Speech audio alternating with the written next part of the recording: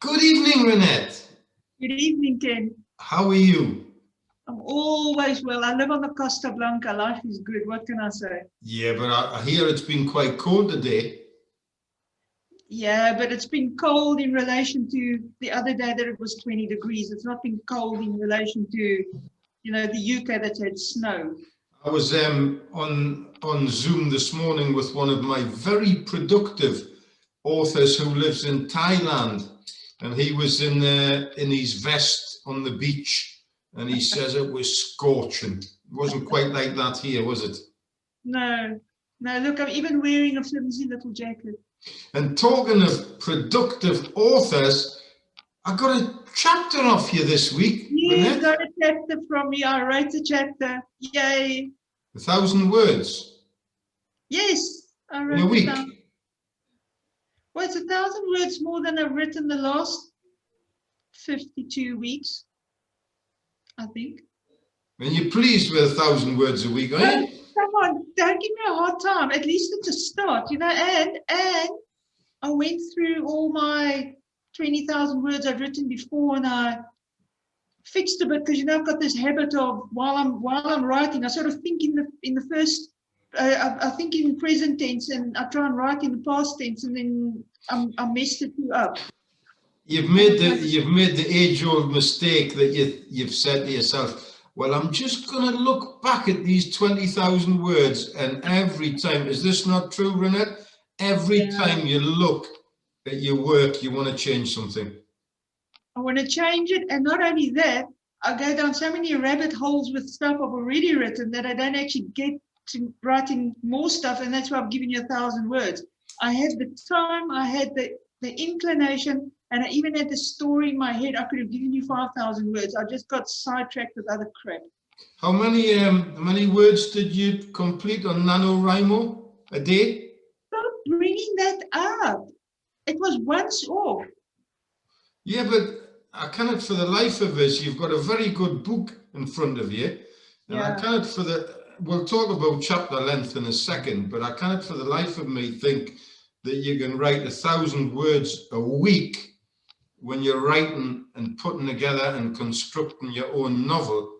And yet when you're writing for a competition, you can write 1,600 words a day.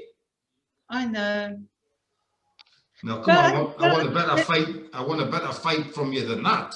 Well, I was just composing my story. The thing is, I can't do that every single day. I could do it for a month, but my life almost came on hold. It stopped. Not quite, but every evening and every morning at 6 o'clock, up until about 8 o'clock, I was on it. And then every evening from 6 o'clock until 10 o'clock, 11 o'clock, I was on it. It's fantastic production. And how many words did you write in a month? 50,000. And on your current schedule of you pushing 1,000 words a week to me, what's 1,000 words times, say, 4 weeks? Yeah, I know. 4,000 words in comparison to 50,000 words. I don't think you're giving me the attention I deserve, Reinette. I know. I don't know what to say, Ken. Which is, I suppose, where you come in, too. Well, all I can do is say, you've gave me 4,000 words a month and you gave NaNoWriMo 50,000. Why am I so inadequate? Yeah. And don't say you better ask your wife. Yeah. I don't know what to say. Let's talk. Let's be a little bit constructive, because I suppose the one thing that I'll take, as Football Manager says, well, let's take a little bit positive out of the game when we get beat.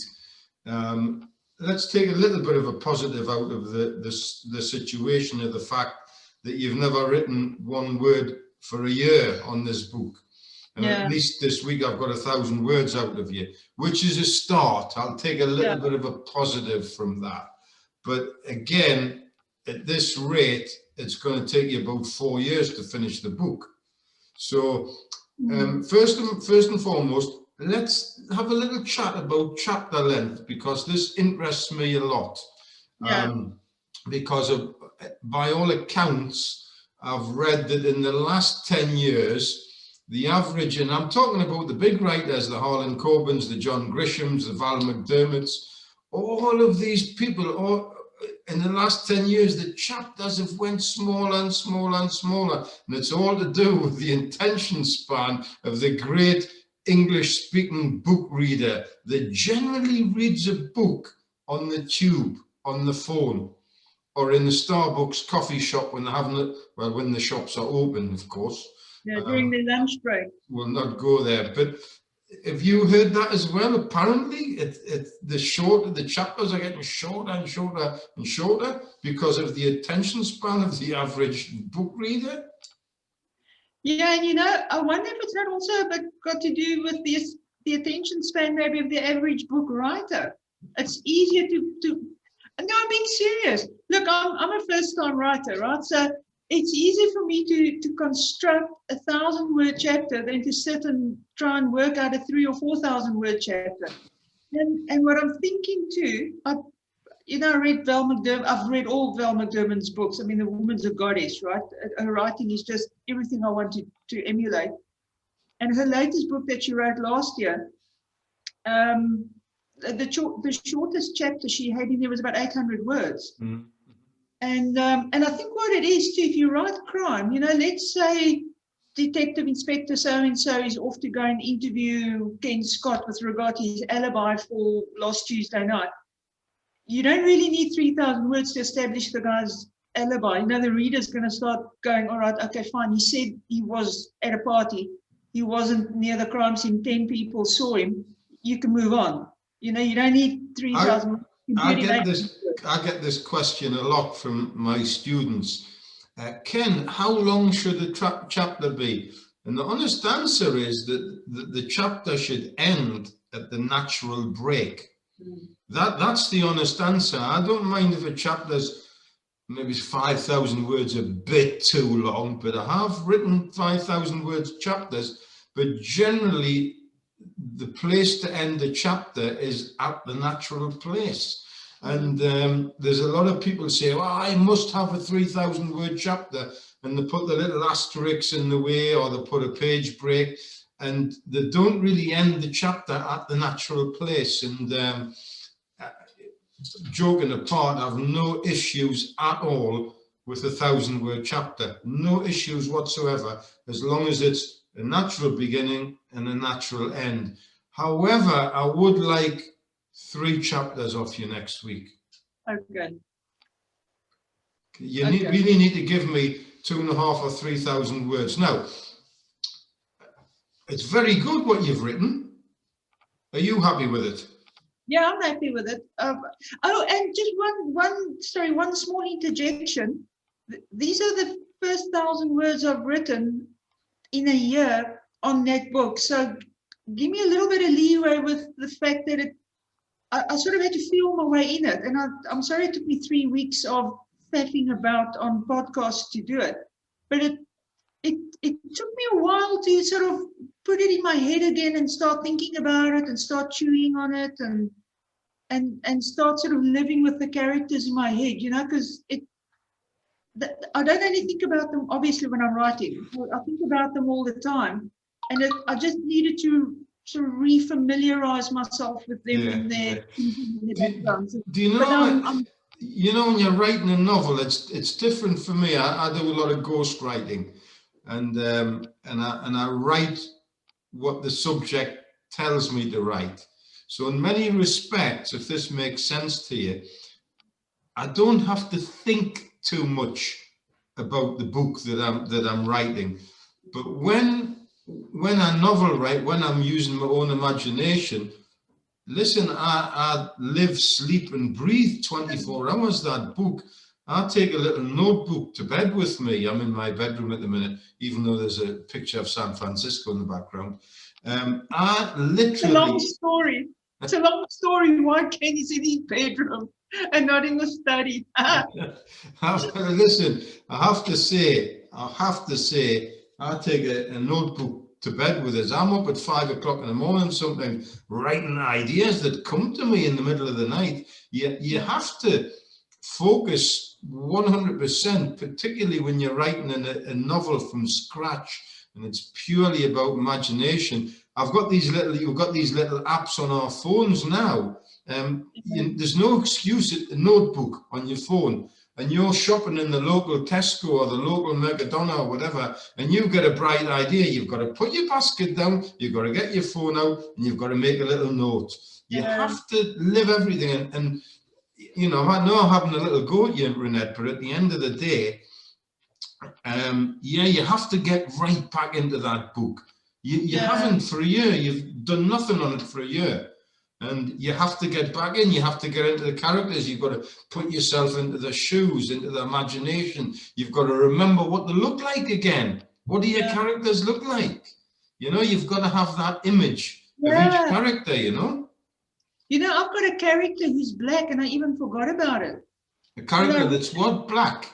I have one of the coppers is a black guy, and I read about, and I forgot. I knew that I had a black character, but I couldn't remember which one. Mm-hmm. And I knew something about the serial killer, and I couldn't remember what it was that I'd remembered about the serial killer until I reread it the other day. I thought, oh yes, that's what it was. So are you back on the game, Reinette? Are you back on it? Yeah. And can I ask you another question? You know the characters in your book. When you picture your characters, and I always like to picture my characters, but when you picture your characters, are they actually based on somebody you know? Just the face, not the fact they're going to knife somebody to death. No. Although I do know a couple of characters like that. No, I don't even. You know, I've read where people say, oh, go into the internet and look at photographs of, let's say you want a guy in his 50s. Google photographs of men in their 50s and find one and make that the avatar for your character. I somehow can't do that. I've got a picture of their characteristics in my mind, and maybe what they sound like when they talk, more so than a photograph image of the person. And also, I haven't even based some of their mannerisms really on anybody I know. And I don't know, I've heard that first-time writers have a habit of basing at least one of the characters marginally on themselves. And I don't know if it says anything about the way I feel about myself, but I haven't. I don't think I've got it. No, in short, no. No, I suppose the answer is that we're all different in the way that we construct our book. I remember the second novel that I wrote was a book called A Million Would Be Nice, and I had a character called Donovan Smith, and he was a real nasty piece of work, but he was a handsome devil with a blonde hair and all that. And I was working with a guy at the time, one of my best pals, called Steve Fairs, and I had the image of Steve Fairs' face in the book all the time as I constructed every chapter. And I'll go one better. When we come to do the book cover with the publisher, I went and took a photograph of Steve Fairs. We got him all, had blood all coming out of his shirt, and he's carrying a weapon of some sort. And I photographed him next to the Tyne Bridge and sent the photograph to the publisher, and he's actually on the front cover of the book. A Million Would Be Nice. It was good fun, you know. But yeah, I always kind of have a facial image in my mind of characters, you know, that you're imagining. But as I say, these days I tend to be writing what people are asking me to write, and they're dreaming up the characters, or their characters are very much real.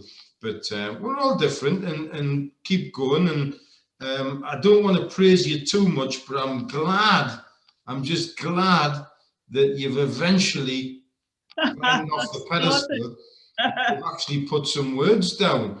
And I suppose I should be grateful for the fact, for the first time in 12 months, you've actually put some words down on paper. Not a lot. No. Put some words down.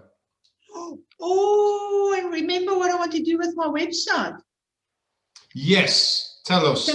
I'm going to tell you. Now, my website, Reinette Visser.com. I know you all know how to spell that. It's REINETTEVISSER.com, all lowercase. I'm going to put, it's only the first draft, so take it how you find it, but I'm going to start on my, as blog posts, publish the book as I write it chapter by chapter. So by tomorrow, chapter 1 will be up, and then every few days, I'll put another chapter on till I've caught up with myself, and then as I write them, I'll put them up. And then, Ken, I will be under pressure to produce because I have the blog to continue with. So if people come into your website, ReinetteVisser.com, they can see your progress week by week. Yeah, and I'll make little notes about it, and they can subscribe to it as well. So as I write it and publish the next chapter, they'll get an email about it.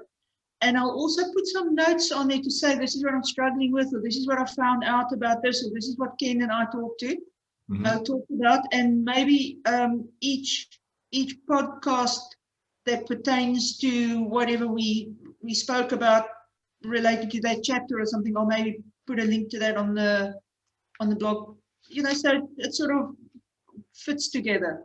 Fantastic. Okay, then I think we've had about 15 minutes worth. That's good. Just to conclude, if anybody wants to come into Reinette Visser's site, her exact spelling, and it's a complicated one, is Reinette? ReinetteV.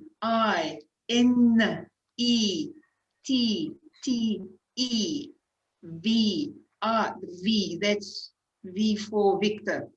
ISSER.com. I'm sorry, it's my parents' fault. I would have been called Anne. And progress by progress, on a week by week basis, Reinette's going to post everything that she's written that I've demanded from her, and you can follow her progress. With notes. And next week we're going to be looking at doing an additional recording on the Tuesday evening, where anybody that's currently writing a book can get invited into a little chat. It's all based on Reinette doing her book, a little bit coaching from myself based on characterization and chapter length and that sort of thing. And all you need to do is send us your email link and we will invite you into the meeting. Is that correct? Yeah, but now, of course, people need to know where to send the email link to. And you can send it to editor@fortispublishing.co.za. Or should we put a link up somewhere? Say what? Sorry, that's South Africa. Say it again. editor@fortispublishing.co.uk. Okay. You know, I had a friend that once said to me, why does the English site say .co.uk when every other country in the world just has 2 letters, but England has to have .co.uk? Do you know the answer to that question? South Africa has it. We've got .co.za. Oh, have you? No, I didn't know that. We do. Yeah, we do. You know, you Brits, we've inherited all your crap. Yeah, I can imagine. Yeah, we eat Bovril, we eat all the rubbish you taught us to eat. Every other country in the world just has, well, America has .com, but every other country in the world's like Spain's .es, and that's it. But no, not Great Britain. We have to have .co.uk. That's because we're special. Because we're special, yeah. Yeah, listen, we're talking too much nonsense now. We need to go. People are getting bored. Yeah, we've got to nick off now. I've had enough of you. I'm sick of the sight of you. Get yourself away and do me some more words. Next week, I want a minimum of 2 chapters. Minimum of 2. You said 3. You said 3 earlier. Man, you shouldn't have said that. You shouldn't have mentioned. You shouldn't have. No, I shouldn't have mentioned. Sorry, Okay, sorry. A minimum of 3 then. All right. No, give me 2 chapters by next week and I'll be happy. Okay. All right. Okay. Okie doke. Ken Scott, Saying goodbye. Reinette Visser seeing so, Reinette Visser saying so long. Did you say pisser there?